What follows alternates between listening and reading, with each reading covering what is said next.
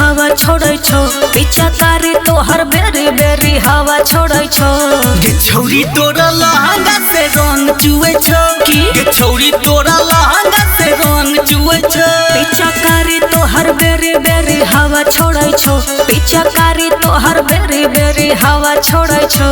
गे छौरी तोरा लहंगा से रंग चुए छो की गे छौरी तोरा लहंगा से रंग चुए छो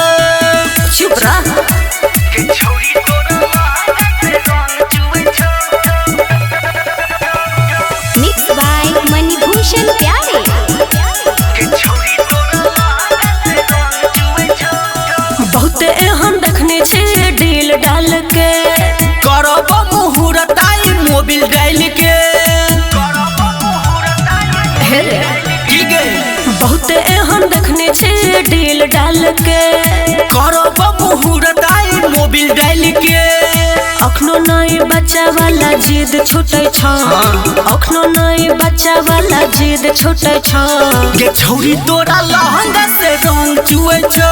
गे छौरी तोरा लहंगा से रंग चुए छो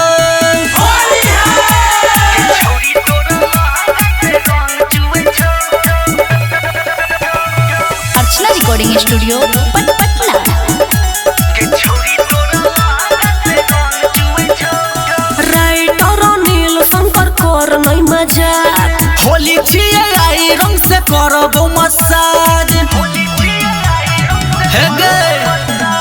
राइटर नील शंकर कर नई मजाक होली छिए आई रंग से करब मसाज नंदो धीरज शिवम नई हाथ रुकै छ